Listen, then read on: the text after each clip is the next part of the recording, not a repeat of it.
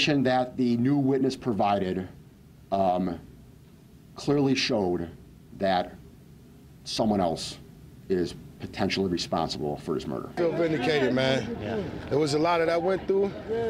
Now I'm here. A Buffalo man is free tonight after almost 20 years in prison. Cory Epps was sent to prison for killing a woman back in the 90s. Today, a judge tossed out his murder conviction. News 4's Jen Shantz was in court. She saw an emotional family reunion. Jen? Jackie, that's absolutely right. This Christmas will be the first one Epps shares with his grandkids. The first one his daughter Renita will remember. She was just 3 when he went away. Epps' defense team from the Exoneration Initiative has been trying to get him free since 2010. That's when he sent them a letter from the Attica Correctional Facility.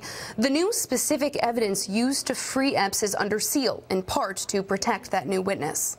Hey, Charlie! Cory Epps meets his grandchild for the first time. Epps was convicted of second-degree murder in 1998 and spent the last 19 years behind bars.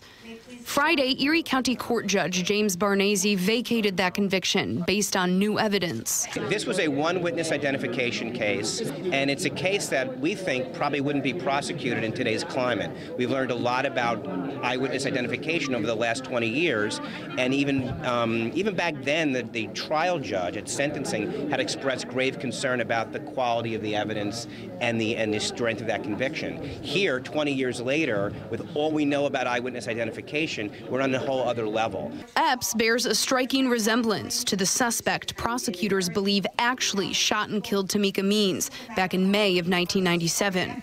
Epps volunteered to be in a lineup. It's believed an eyewitness mistook him for the actual shooter, who was serving 25 years to life for another crime. He's seen the truth, and that's all that counts, man. I just trying to get my life back. Cheers erupted after Judge Barnese read his decision. Epps thanked both the judge and his legal team for their work.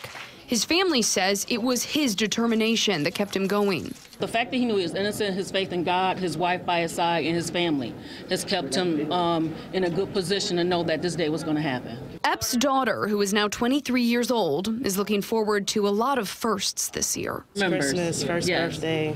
It's really exciting. Family and friends were at the holding center to greet Epps Friday afternoon. He tells us legal action against those who put him behind bars in the first place is possible, but he's not focused on that right now. Now, he says, he just wants to start living again. Epps drove off with his wife from the holding center today. He said maybe he'd enjoy a burger for his first meal outside of prison.